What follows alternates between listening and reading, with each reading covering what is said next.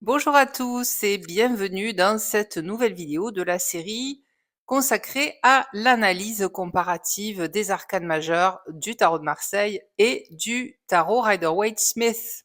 Aujourd'hui, on poursuit ce travail carte par carte, entamé avec le mat, qui était le marcheur sans destination, et le battleur, ce jeune plein de promesses et d'illusions, pour nous arrêter sur une figure beaucoup plus silencieuse, presque immobile, la papesse ou grande prêtresse dans le système Rider-Waite-Smith. Cette vidéo fait partie de mon projet de lecture croisée entre deux grandes traditions du tarot, pas pour trancher entre les deux systèmes ou les deux écoles, mais pour explorer chaque système et comment il éclaire un même archétype. Et s'il y a bien une carte où le mystère est roi, ou plutôt reine, c'est bien celle-ci, la carte de la papesse. Alors, installez-vous confortablement, tasse de thé, carnet de notes ou simple silence intérieur, à vous de voir. On commence comme toujours par le tarot de Marseille et vous allez voir, cette carte ne parle pas, mais elle dit tout. Dès qu'on la regarde, cette carte impose un temps mort. Elle ne bouge pas, elle ne nous regarde pas, elle est assise, rigide, tournée légèrement vers la gauche, vers le passé, comme si elle tournait le dos au vacarme du monde. Et franchement, parfois, on la comprend. Je me souviens que la première fois que je l'ai tirée, j'ai cru que le jeu me faisait la tête. Cette impression de tomber sur quelqu'un qui dit « Je sais des choses, mais c'était pas encore le moment de te les dire ».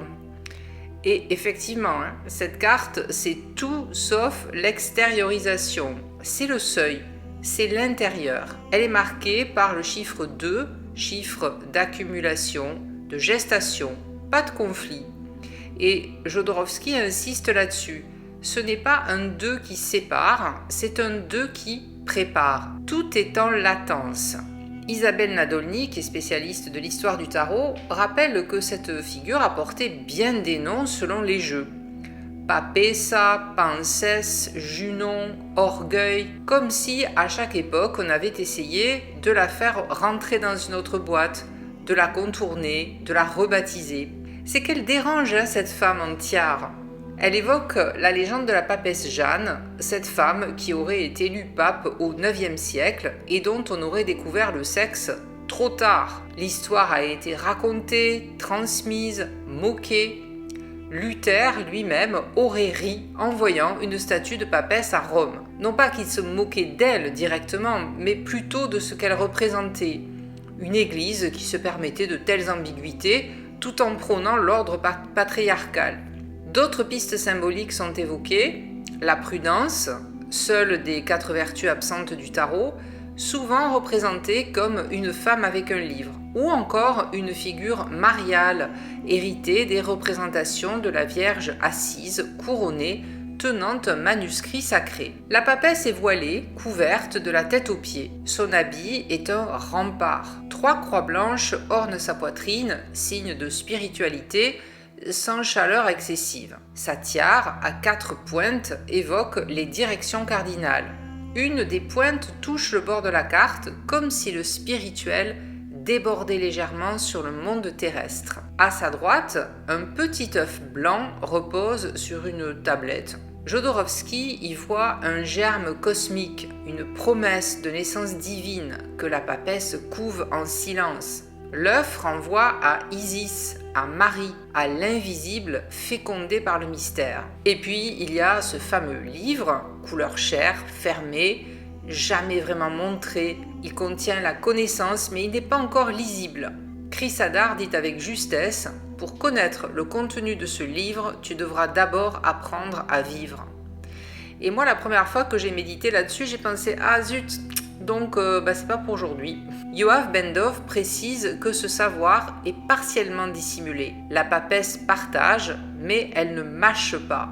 Elle éduque à l'ancienne, elle exige un engagement du consultant. Elle ne parle pas, elle ne fait rien. Et pourtant, elle dit et fait énormément.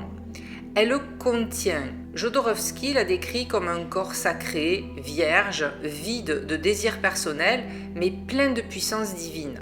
Elle reçoit, elle ne prend pas. Elle est temple, matrice, silence. En positif, elle symbolise l'intuition, la mémoire profonde, le savoir qui se prépare. Elle représente la phase de préparation. On n'est pas encore dans l'action, mais on est prêt à se transformer. Mais attention, cette énergie peut se figer, elle peut devenir glaciale, inaccessible. Chrysadar parle d'une rigidité presque carcérale. Yoav Ben-Dov insiste sur sa fermeture défensive, son corps couvert, son refus du contact. Elle se protège, parfois à l'excès. Lorsqu'on tire cette carte à l'endroit, elle annonce une période d'introspection, de solitude fertile.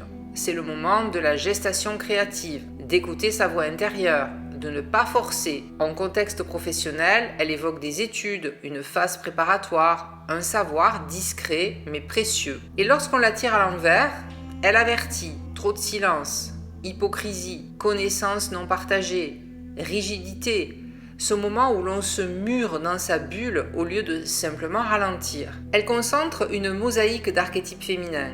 La nonne, la grand-mère sage, l'écrivaine recluse, la thérapeute silencieuse. Elle peut représenter une figure de femme savante, introvertie, qui transforme par sa présence, mais pas par son éclat. Yoav Ben-Dov propose même une lecture plus contemporaine, celle d'une femme qui cache ses dons, ses opinions, sa sexualité, parce qu'elle vit dans un monde qui ne les accepte pas. Une femme qui se protège, pas par peur, mais par lucidité. Emmanuel Iger propose une lecture symbolique du voile et du livre.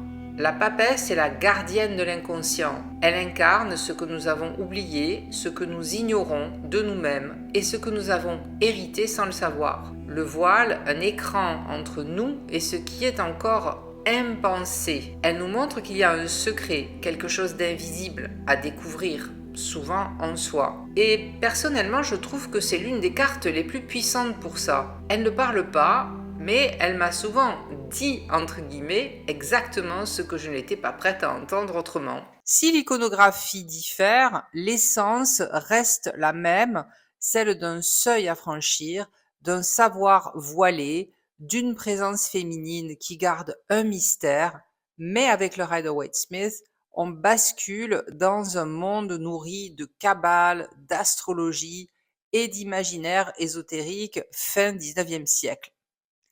Dans la prochaine partie, on verra comment cette prêtresse réinterprète les codes du tarot de Marseille tout en parlant à l'inconscient collectif d'aujourd'hui. À tout de suite. La grande prêtresse est sans doute l'une des cartes les plus riches en symbolisme du tarot Rider-Waite-Smith. Elle incarne la connaissance cachée, la sagesse silencieuse, la dimension intuitive du féminin profond. Comme son pendant marseillais, elle est associée au chiffre 2, un nombre de latence, d'attente, de polarité prégnante. Mais ici, le silence se fait plus sacré, plus voilé, et le décor tout entier nous parle d'un savoir qu'on ne peut pas forcer. Assise entre deux colonnes, la grande prêtresse semble figée dans une posture de calme absolu. On dirait qu'elle nous regarde, mais en fait elle ne nous regarde pas. Elle est tournée vers l'intérieur. Elle incarne un retrait, une suspension de l'action. Comme l'ont souligné Emmanuel Iger, Mary Greer et Rachel Pollack, cette posture n'est pas de la passivité au sens négatif, mais un choix de retrait fertile. C'est un seuil, un entre-deux. Elle ne parle pas, mais elle sait. Elle est la gardienne d'une sagesse intuitive, une mémoire plus ancienne que la parole. Elle représente aussi la part cachée de la psyché, ce que Jung appelle l'anima, un savoir archétypal, féminin, à la fois mystique, biologique et psychique. Les colonnes B et J, elles représentent Boaz, le noir, la passivité, le mystère, et Jacquine, le blanc, la conscience, l'action. Ces deux colonnes sont les piliers du temple de Salomon. Et Rachel Pollack insiste sur leur inversion chromatique, B en blanc, J en noir, qui rappelle le yin et le yang. Chaque polarité contient déjà son opposé. Le voile, brodé de grenades, il masque l'espace sacral derrière elle. Il évoque l'arbre de vie kabbalistique et la fécondité spirituelle. C'est un voile de l'inconscient. On ne passe pas derrière sans introspection. Derrière le voile, une eau calme symbolise la conscience profonde, le monde onirique, le mystère. La lune, à ses pieds, elle représente les cycles, les rythmes biologiques et émotionnels. Mary Greer associe cette carte à la menstruation, aux humeurs, aux perceptions sensibles. C'est un portail vers le monde du ressenti. La coiffe lunaire, triple lune, croissant disque croissant, liée à Isis, Hécate, Sélénée. Elle fait d'elle une figure de la connaissance sacrée féminine. Pour Rachel Pollack, c'est un symbole de la Shekinah, la présence divine voilée. Et enfin, le rouleau où il y a écrit Torah, il est partiellement caché par son manteau, et Rachel Pollack souligne que cette Torah n'est pas seulement religieuse, elle est ésotérique, psychique, voire personnelle. La lettre H est dissimulée, formant aussi le mot tarot.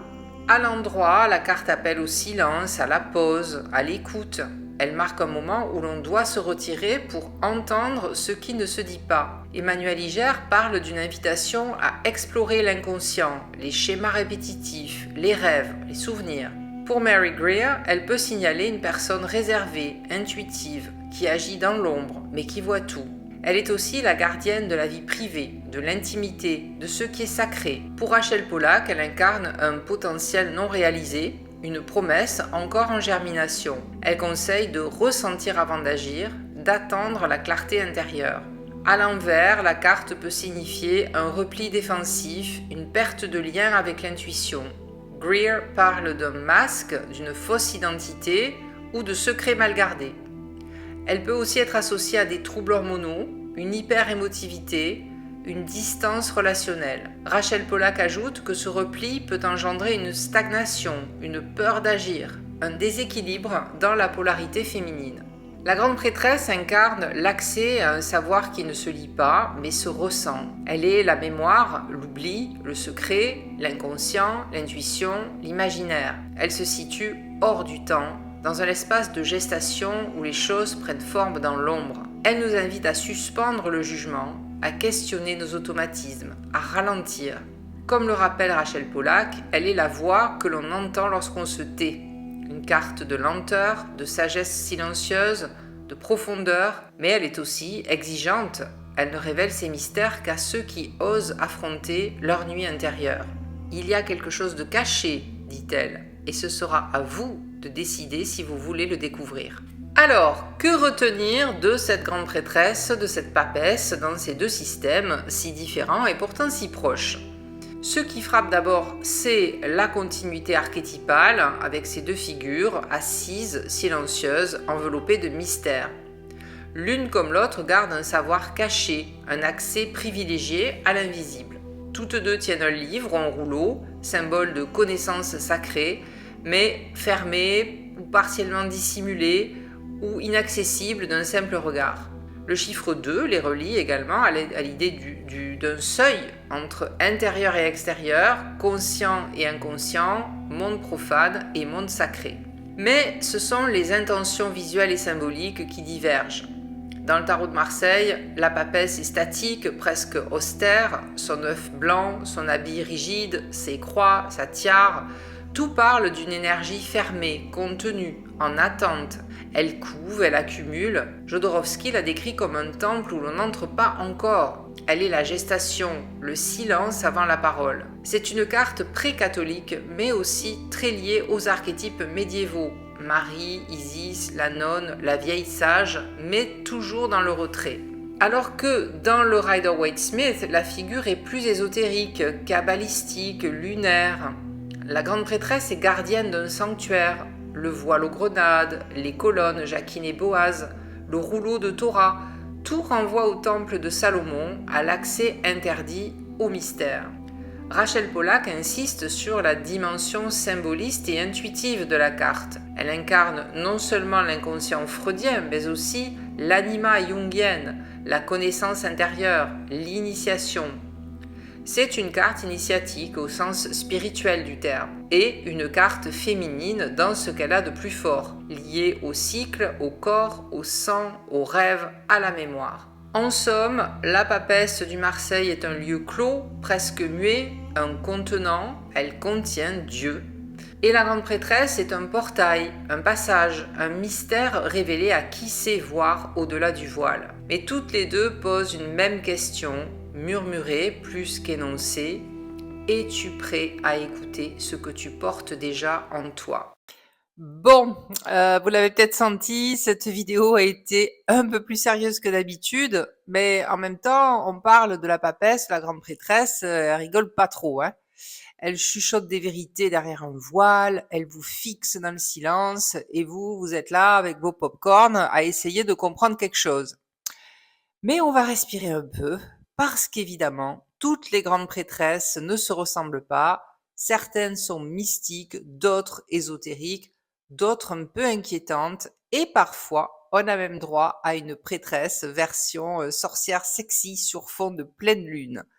Donc on va jeter un œil à quelques versions très différentes de cette carte de la papesse et de la grande prêtresse et voir ce que chaque jeu fait émerger. Et maintenant, quittons les colonnes solennelles du temple de Salomon pour pénétrer dans un tout autre lieu sacré, la forêt enchantée. Ici, la papesse devient le voyant, figure androgyne mais plutôt féminine dans ce tarot de la forêt enchantée de Mark Ryan et John Matthews. Elle est debout dans les clairières du monde intérieur. C'est une femme drapée de plumes, aux cheveux sombres, cachée sous une capuche, qui s'ancre non pas dans la tradition religieuse, mais dans un chamanisme archaïque, enraciné dans les forces de la terre et des saisons. Ce n'est plus le voile de l'inconscient que nous franchissons, mais la surface d'un bassin de pierre rempli d'eau, dressé au pied de l'arbre du monde. Dans cette version, ce n'est pas le silence qui règne, mais le murmure des esprits de la forêt, la voix des anciens, des guides, des animaux totems. Ce qui est caché ici n'est pas caché par pudeur ou secret, il est voilé comme le sous-bois, d'une complexité vivante, fertile, mouvante. Le voyant est un intermédiaire, un pont entre le monde intérieur et la manifestation matérielle. Il n'est pas tourné vers l'étude passive, mais vers la transformation inspirée. Ses visions deviennent chants, récits, œuvres, décisions incarnées. Là où la papesse du Marseille était figée dans l'attente, le voyant est déjà dans un dialogue fécond avec les éléments. Son rôle est de canaliser l'intuition en acte, de faire descendre la sagesse dans le monde concret. Son apparence dit beaucoup. La capuche entr'ouverte laisse entrevoir un regard baissé, absorbé, mais non absent. Sa main droite, tendue vers le bassin, est une invitation, un appel à regarder au fond de nous-mêmes. La main gauche tient le bâton, symbole de transmission, de guidance. Elle ne se cache pas, elle guide subtilement, par la suggestion, plus que par l'enseignement. Ses ornements racontent une histoire. Les perles, les os, les dents et amulettes qui pendent à son cou évoquent un savoir ancestral, intuitif, tribal. C'est un autre type de sacré, celui qui s'apprend au contact du vivant, dans la boue, la sève, les nuits étoilées. À sa ceinture, un petit sac contenant des runes, une mémoire symbolique, mais aussi un rappel que le langage du voyant reste codé, énigmatique et requiert une écoute silencieuse et attentive. Le livret souligne que cette carte est liée à l'eau, à la lune et à la terre, non pas à des concepts abstraits, mais à une mémoire incarnée. Le voyant est enraciné dans la matière, mais nourri par le subtil. Il rappelle que la véritable sagesse ne vient pas de la tête seule, mais de l'alignement entre l'émotion, l'intellect et la volonté. Il est ce point d'équilibre fragile où les inspirations deviennent actions justes. Le voyant n'est ni glacé, ni fermé, il est poreux, sensoriel, en dialogue avec les forces élémentales. Là où la grande prêtresse du Rider-Waite-Smith garde le seuil d'un temple, le voyant ouvre un passage dans la forêt, au creux d'un cercle de pierre, sous les racines d'un arbre. C'est une carte plus fluide, plus accessible peut-être, mais tout aussi exigeante. Elle nous demande de transformer nos intuitions en engagement. Dans une lecture, le voyant appelle à l'ancrage de l'inspiration, une idée, une vision, une intuition qui peut et qui doit prendre forme. Il peut indiquer un moment favorable pour exprimer sa créativité, puiser dans son monde intérieur pour nourrir son monde extérieur. C'est aussi une carte d'alignement, quand l'intuition, la volonté et l'émotion avancent ensemble dans la même direction. Nous avons vu ici une grande prêtresse vêtue de plumes et non de symboles religieux, debout et non assise, tendue vers le monde et non voilée. C'est une autre image du secret, non pas un silence à respecter, mais une sagesse à transmuter.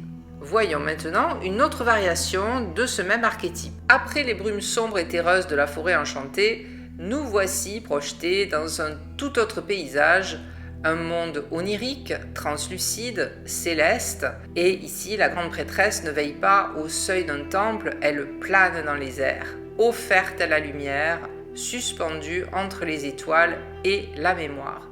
C'est la grande prêtresse du tarot des mondes oniriques et cette grande prêtresse est tout en apesanteur. Son corps s'élève, bras ouverts, dans un geste de réception extatique ou de transmission. Elle ne se contente pas de garder un secret, elle incarne le canal même par lequel il passe. Sa posture en coupe renverse l'image traditionnelle de la femme voilée en gardienne passive. Ici, elle est réceptrice et conductrice de la lumière stellaire, traversée par une connaissance cosmique. L'ambiance de la carte évoque l'heure bleue, ce moment suspendu entre nuit et jour où tout se mêle, l'ombre, les murmures, les lucioles de la conscience. C'est à ce moment-là qu'elle agit.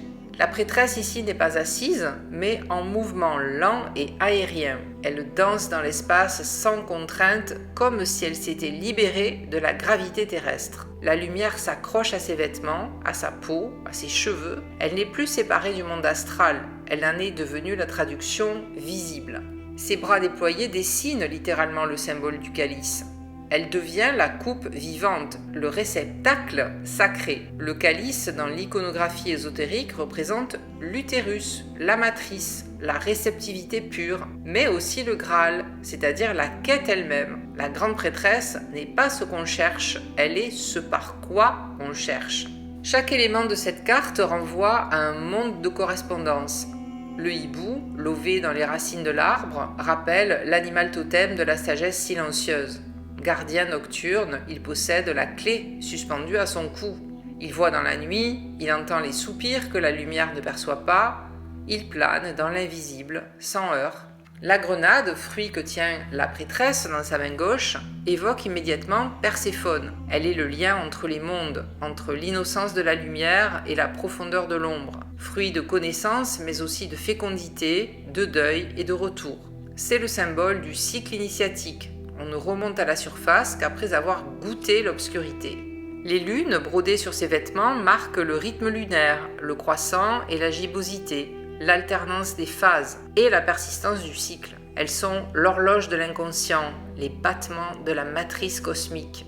Enfin, l'arbre sur lequel elle s'élève, ou dont elle surgit, semble à la fois monde souterrain et pilier céleste. Il s'apparente à l'Yggdrasil des mythes nordiques ou à l'arbre de vie. En lui s'enracinent les savoirs anciens. Le livret insiste sur une double dimension, sagesse et savoir, mais aussi pureté, étude et vertu. La prêtresse n'est pas une sage en bibliothèque, elle est une prêtresse de l'immersion intuitive, de la mémoire stellaire, du silence immaculé. Elle ne parle pas, elle résonne. Elle ne dévoile rien, elle t'oblige à t'approcher, à écouter. Elle apparaît à celui qui est prêt à faire silence, à ralentir, à interroger la nuit. Son apparition n'est pas un signe de réponse, mais l'annonce d'un seuil. Es-tu prêt à porter la clé ? C'est le hibou qui la détient, et le hibou ne livre ses secrets qu'à ceux qui acceptent de perdre leurs repères. Tirée à l'endroit, cette carte évoque une période d'intégration intérieure, une quête de vérité immatérielle ou une guidance intuitive venue d'ailleurs. Elle peut marquer le moment exact où une connaissance antérieure, parfois transgénérationnelle, parfois onirique, remonte à la conscience. Elle invite à se relier à ses rêves, à son cycle, à ses visions. Et à l'envers, cette prêtresse dans ce jeu du tarot des mondes oniriques pourrait signaler un refus de recevoir, une déconnexion des signes, une fermeture du canal intérieur. Elle peut aussi indiquer une intuition trop diffuse ou un excès d'abandon mystique, une perte de structure dans l'élévation. Elle se méfie des envols non maîtrisés. Dans ce jeu, la grande prêtresse ne protège plus le seuil du sanctuaire, elle est le sanctuaire. Et pour franchir cette porte, il faut déjà avoir accepté de ne plus comprendre le monde avec les mots. Voyons maintenant comment cette même figure se décline dans un univers plus sombre ou plus ancien. Après la rêverie cosmique et la sagesse ailée des mondes oniriques, on revient sur Terre, mais pas tout à fait dans le monde d'avant. La carte suivante est plus directe, plus stylisée, presque impertinente dans sa simplicité. Elle s'appelle Grande Prêtresse, comme dans le Rider-Waite, mais c'est une prêtresse du XXIe siècle que l'on découvre ici. Une figure pop, droite sur son trône, qui semble tout savoir de nous avant même que nous ayons formulé la question. Ici, pas de halo, pas d'encens, pas de rideau à soulever. La Grande Prêtresse est déjà là, assise, implacable, regard franc, posture souveraine. Elle nous fixe, une jambe croisée, un sourcil levé, la main posée nonchalamment sur un rouleau de Torah qui semble glisser de ses genoux comme pour nous dire « Tu crois que tu veux savoir, mais es-tu prêt à vraiment lire ?» D'un point de vue visuel, cette carte est un manifeste esthétique et symbolique. Le style néo-pop flat color, très inspiré des arts graphiques actuels, épure les formes sans jamais en sacrifier le sens. Tout est là, en clair, littéralement. Les lettres B et J sur les colonnes, la Torah, le croissant de lune, la coiffe d'Isis revisitée, les grenades en arrière-plan. On est dans une citation directe du Rider-Waite, mais retravaillée à la manière d'un remix contemporain. Et pourtant, malgré sa modernité, cette papesse conserve son mystère. Le rideau étoilé du Rider-Waite-Smith est devenu ici une tapisserie saturée de fruits flamboyants, grenades, figues, fleurs stylisées, évoquant à la fois l'abondance sensuelle et les secrets du jardin. La dualité classique Boaz-Jacquine est toujours présente, mais diluée dans des tons pastels, violet contre rose, bleu électrique contre indigo nocturne. La sagesse n'est plus austère, elle est sexy, ludique, irrévérencieuse. Sur le plan symbolique, cette grande prêtresse canalise le même message que ses sœurs plus anciennes, connaissance intuitive, monde intérieur, connexion au soi profond. Le livret est d'ailleurs très clair, il s'agit ici de faire confiance à son instinct plutôt qu'à la logique, de ne pas chercher à tout comprendre, mais de s'ouvrir à ce qui se sait sans se dire. À l'endroit, elle invite à l'écoute intérieure, au silence fertile, à l'alignement avec une forme de sagesse personnelle et non rationnelle. Elle nous demande de rester patient, de ne pas forcer, ni en amour, ni au travail, ni face à l'incertitude. À l'envers, elle devient l'image d'une intuition refoulée ou brouillée. Confusion, superficialité, dissonance cognitive, le mental prend trop de place et le cœur se tait.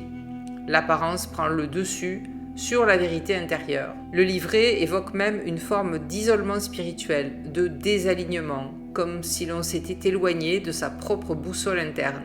Mais ce qui fait la force de cette carte, c'est justement sa manière d'incarner cette dualité, accessible et secrète, familière et insaisissable. Elle n'a pas besoin de se cacher derrière un voile, elle est le voile. C'est nous qui devons nous rendre disponibles. C'est nous qui devons ralentir, écouter, nous interroger. Elle représente à la perfection ce que ce jeu veut transmettre, une réappropriation de l'ésotérisme au féminin, sans artifice, sans décorum, mais avec une force tranquille, et peut-être aussi un brin de sarcasme, car après tout, cette prêtresse semble nous dire « Je sais déjà que tu reviendras ». Et puis voici une papesse venue des bois sombres, un regard à la fois doux et perçant, une longue chevelure fluide comme l'eau des rêves, et dans les bras un parchemin roulé où l'on peut lire Tarot. Cette grande prêtresse issue du Darkwood Tarot de Sacha Graham semble surgir de la nuit elle-même.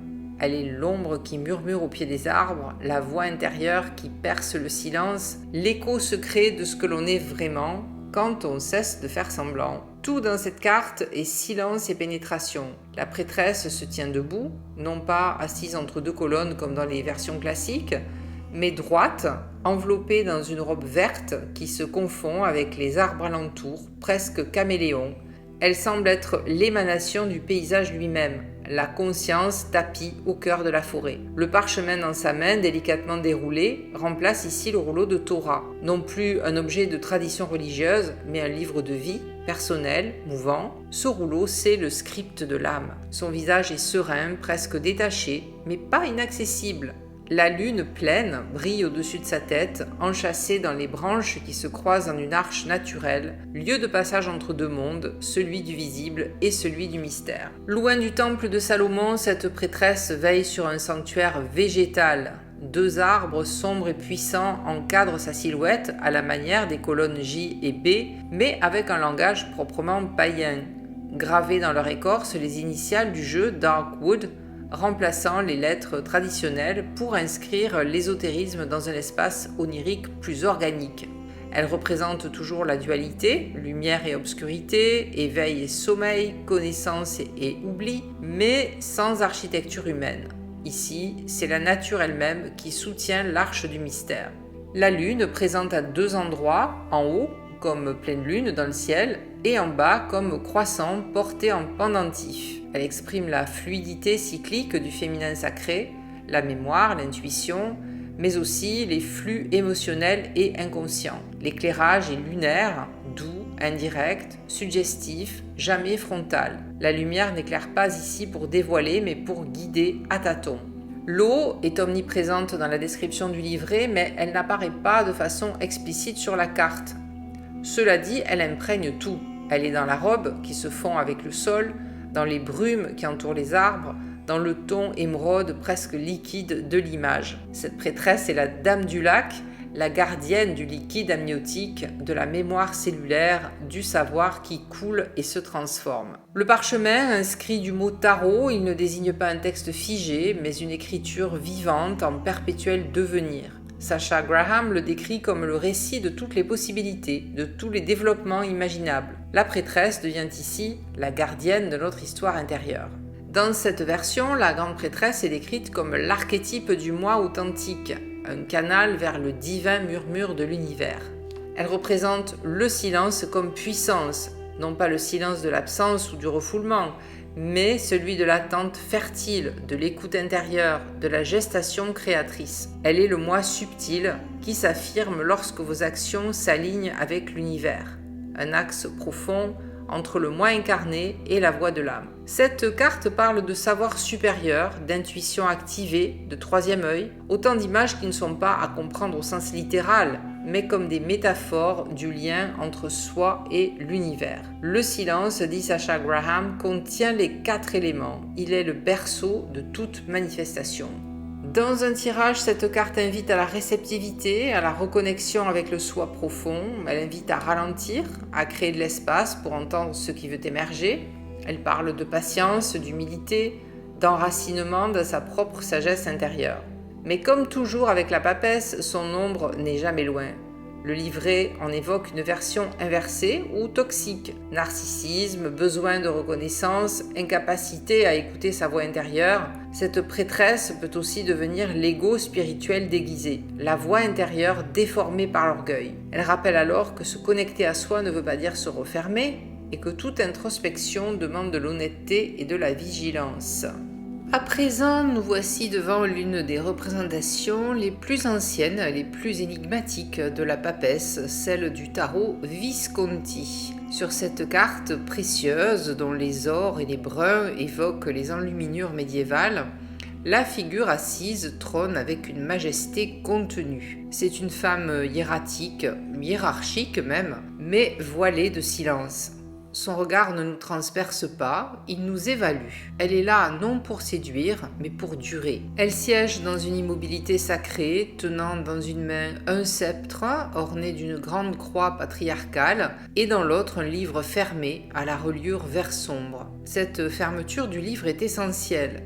Ici, le savoir n'est ni dévoilé ni enseigné. Il est gardé. Il faut être prêt ou choisi pour qu'il s'ouvre. Sa posture évoque le rite plus que le mystère. Droite, stable, elle incarne moins l'intuition fluide de la grande prêtresse du Rider-Waite que l'autorité d'un office sacré, l'incarnation même d'un dogme spirituel antérieur au clivage entre ésotérisme et institution. La triple couronne qui ceint son front renvoie sans détour à la tiare pontificale. Ce détail, combiné à sa robe ample et à son manteau hermétique, soutient l'hypothèse qu'il ne s'agit pas d'une prêtresse païenne, mais d'un pape féminisé, une sorte d'hérésie visuelle subtile ou d'évocation de cette légendaire papesse Jeanne dont nous avons déjà parlé, selon l'interprétation la plus courante.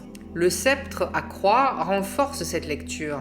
C'est un symbole d'autorité religieuse, de transmission du sacré par la hiérarchie. Rien de lunaire ici, ni d'aura intuitive. Nous sommes dans une liturgie, mais une liturgie décentrée, déplacée, car portée par une femme dans un monde où cette image n'avait aucun équivalent réel. Le fond est doré, presque vide, comme si la papesse se tenait dans un lieu hors du monde. Une église sans autel, un seuil sans passage, seules quelques pointes de vert émeraude au pied de la carte rappellent que ce savoir n'est pas mort, mais en attente de germination. Contrairement aux prêtresses plus modernes, cette papesse ne parle pas de rêve, de cycle ou d'anima. Elle incarne la puissance du secret gardé. Son livre fermé est la promesse du savoir, mais aussi la condition de son inaccessibilité. Elle veille sur une connaissance sacrée que seuls les initiés pourront effleurer. En cela, elle n'est pas une guide, mais une gardienne. Dans une lecture, cette carte peut évoquer un pouvoir féminin ancien, réprimé ou caché. Elle parle de silence imposé, mais aussi de résistance. Elle peut représenter une figure d'autorité spirituelle, une mémoire refoulée ou une vocation intellectuelle qui n'a pas encore trouvé sa voie. Elle suggère parfois un savoir qui nous précède, les lignées, les héritages, les transmissions maternelles ou spirituelles que l'on porte sans même les comprendre. Elle est l'archétype de ce que l'on devine sans l'avoir appris. La papesse du Visconti est un mystère contenu, une énigme drapée dans l'iconographie d'une époque où le féminin sacré ne pouvait s'exprimer qu'à travers le travestissement ou le symbole. Elle ne révèle rien, mais elle signale qu'il y a quelque chose à chercher, et cela parfois suffit à mettre en marche tout un chemin intérieur. Après la solennité hiératique de la papesse Visconti, figée dans un silence doré, presque impérial, nous faisons un pas de côté et nous voilà maintenant projetés dans une scène de campagne vibrante, vivante, mais non moins mystérieuse. Car ici aussi, les secrets existent. Ils ne sont pas enfermés dans un livre de cuir vert, mais dispersés dans les épis de maïs, cachés entre les feuilles, transmis par le bruissement du vent et les rythmes de la terre. Voici la grande prêtresse du pastoral tarot de Lisa Hunt. Au seuil du labyrinthe végétal, une femme assise. Elle n'est ni en retrait, ni perchée sur un trône. Elle est là, au niveau de la terre, les racines à portée de main, les cycles vivants autour d'elle. Elle incarne une grande prêtresse rurale, une figure de l'intuition, qui pousse dans les sillons du monde naturel, à la croisée des ombres et des rayons dorés de la fin d'été. Cette carte la nomme aussi Corn Maiden, la Vierge du maïs, une désignation qui fait immédiatement basculer notre perception. Plus qu'une gardienne de savoir ésotérique, elle devient ici une mémoire vivante du sol, une médiatrice entre les vivants et les forces sacrées de la nature. La scène est baignée de lumière. À gauche, l'ombre douce des plants de maïs, à droite, la clarté du soleil. Ce clair-obscur suggère la double polarité classique de la prêtresse, celle qui veille sur le seuil entre le connu et l'inconnu, entre l'intellect et l'instinct. La robe fleurie de la prêtresse, cousue main, est ornée de grenades. Un clin d'œil à Perséphone, bien sûr, dont elle est une incarnation démythifiée. Ici, Perséphone ne règne pas sur l'enfer, elle le traverse avec douceur. Elle accepte l'inconnu sans le craindre et nous invite à en faire autant. Dans ses mains, un petit bouquet de coréopsis, plante sacrée dans la tradition Apache et Cherokee, et un livre fermé, discret, sans titre apparent, comme si le savoir qu'il contient ne s'ouvrait qu'à celui ou celle qui en ressent la nécessité. Ce n'est pas un grimoire poussiéreux, mais un objet vivant, dense de potentiel latent, un peu comme un rêve dont on sent la richesse sans encore pouvoir le raconter. À ses côtés, un coq des prairies, animal totem de la spirale sacrée et de la danse chamanique. C'est un détail discret, mais significatif. Il symbolise l'équilibre de l'animus et de l'anima, une tension que la grande prêtresse résout non pas dans l'abstraction, mais dans l'incarnation. Le livret souligne qu'elle est gardienne de toutes les possibilités, qu'elle ne choisit pas encore, mais contemple le champ entier des futurs. Sa connaissance est ouverte, souple, inclusive, fondée sur l'instinct et la patience. C'est une prêtresse sans dogme, mais pas sans direction. Elle sait que la voie se construit au fur et à mesure qu'on avance, et que le silence est un langage à part entière. Là où d'autres prêtresses ferment des portes, celle-ci les entr'ouvre, Elle n'éclipse pas les mystères, elle les rend accessibles à celles et ceux qui acceptent de marcher lentement, de se fier à leurs sens, à leurs rêves, à leurs intuitions. Elle évoque aussi bien la sagesse paysanne, la sorcière du village, la sage-femme, la tisseuse de mythes locaux, que l'archétype jungien de l'anima ancré dans la matière. Ce n'est pas la prêtresse des tours d'ivoire, c'est celle du jardin, du grenier à plantes, de la corne d'abondance. Et si cette grande prêtresse campagnarde nous réconcilie avec le quotidien du sacré, la carte suivante, elle, va nous ramener à un tout autre univers. Plus étrange, plus ambigu, plus ésotérique? Pas forcément, disons plutôt symbolique autrement. Allons voir ensemble. Nous voici devant une version de la grande prêtresse de l'Aquarian Tarot de David Palladini, avec un livret écrit par Craig Jounjoulas. Et dans cette version art déco raffinée de la grande prêtresse, tout semble à la fois stylisé, contenu, presque hiératique. Le visage pâle, aux traits fermés, incarne une retenue absolue. Son regard, baissé, suggère une intériorité hermétique, imperméable aux sollicitations du monde extérieur. Elle ne te regarde pas, elle regarde en elle, concentrée sur ce que sa conscience écoute. Rien n'est là pour séduire, ni même pour expliquer. L'accès est verrouillé, à dessein. Elle tient délicatement une fleur dans sa main gauche sur laquelle s'est posé un papillon. La fleur, selon Craig Jounjoulas, symbolise la beauté et la croissance de toutes les formes de vie. Le papillon, quant à lui, incarne l'intuition et le mouvement de l'âme. Il y a ici une tension entre la fixité apparente de la posture et la puissance symbolique du vivant. L'éphémère et le subtil trouvent une place dans cette figure figée. Ce n'est pas l'action qui parle ici, mais la résonance intérieure. Sa robe noire est parsemée de motifs de feuilles de chêne dorées, emblème de sagesse, de longévité, de force et de spiritualité enracinée. Le chêne est l'un des arbres les plus sacrés dans les traditions celtiques et druidiques. Il relie ciel et terre, pensée et matière, âme et corps. Sa présence sur la robe vient rappeler que le mystère n'est pas évanescent. Il est robuste, charpenté, résistant. Sa tiare à 3 étages renvoie au degré d'élévation de la conscience. Sur le front, une croix stylisée, abstraite, indique la synthèse des éléments, l'union du vertical, le spirituel, et de l'horizontal, le terrestre. Derrière elle, un rideau rouge brodé de grenades, symbole de fertilité, mais aussi d'ésotérisme féminin. À sa droite, 2 rouleaux dressés à la verticale portent les lettres B et J. Boaz et Jacquine. Mais ici, ce ne sont pas des colonnes architecturales, ce sont des livres sacrés stylisés, contenant les savoirs anciens, les enseignements ésotériques. Cette transformation visuelle renforce l'idée que les portails de la connaissance ne sont pas extérieurs, mais intérieurs, nichés dans le texte, dans la lecture, dans l'étude silencieuse. La prêtresse veille sur ces volumes comme une bibliothécaire de l'âme. Elle protège, elle filtre, elle initie à travers le silence et la lenteur. Dans le paysage à l'arrière-plan, un lac paisible reflète la silhouette d'un château blotti entre les montagnes. Jounjoulas y voit un centre spirituel, un lieu d'initiation. L'eau, miroir du subconscient, reproduit les lignes du monde supérieur. On comprend que le savoir intuitif n'est pas séparé du savoir spirituel. Il en est le reflet. Il faut traverser le lac pour atteindre le sanctuaire. Ou plutôt, il faut plonger dans le lac pour que le sanctuaire se révèle.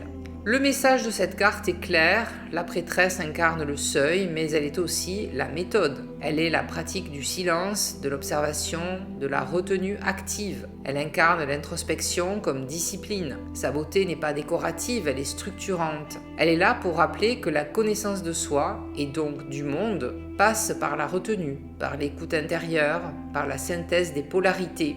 À l'endroit, la carte incarne les principes féminins de créativité, d'intuition, de connaissance intérieure, de sérénité et d'autonomie. Elle symbolise la sagesse cachée, l'inspiration spirituelle, les enseignements ésotériques. C'est une carte de guidance intérieure. À l'envers, elle peut représenter une forme de dissimulation négative, une personne égoïste, hypocrite, autocentrée, ou des influences souterraines néfastes. Elle indique un mauvais usage de l'intuition ou un refoulement de cette dernière, menant à des comportements autodestructeurs ou à une distorsion de la réalité. Toutes ces versions de la papesse ou de la grande prêtresse nous invitent finalement à faire une seule chose, ralentir, se taire un peu, regarder, écouter ce qui remue à l'intérieur de nous. Qu'elle prenne la forme d'une déesse flottante, d'une sorcière silencieuse dans les bois, d'une bibliothécaire énigmatique ou d'une grand-mère assise entre deux rangées de maïs, la grande prêtresse nous dit toujours la même chose: tu n'as pas besoin de réponse immédiate, tu n'as pas besoin d'agir tout de suite. Ce que tu cherches est peut-être déjà là, dans ce pli du temps que tu refuses d'ouvrir. Elle est l'intervalle, le seuil, ce moment de flottement entre deux décisions. Et surtout, elle est le droit de ne pas savoir.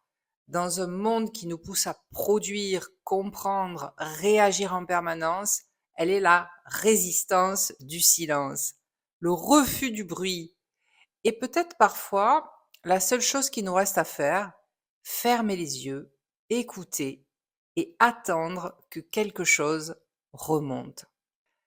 Alors comme d'habitude, si cette vidéo t'a parlé, si l'une de ces images t'a touché ou intrigué, pense à t'abonner à la chaîne ou à laisser un commentaire. Quelle est ta papesse préférée, ta grande prêtresse préférée, pourquoi?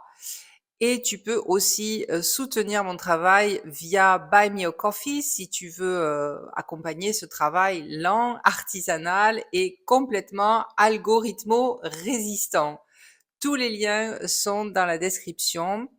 Et si tu veux aussi retrouver ce genre de contenu au format écrit, je t'invite à t'abonner à ma newsletter sur Substack. C'est gratuit et c'est aussi dans les liens de la description. Donc merci d'avoir été là et à bientôt pour la carte suivante, l'impératrice. Bye bye!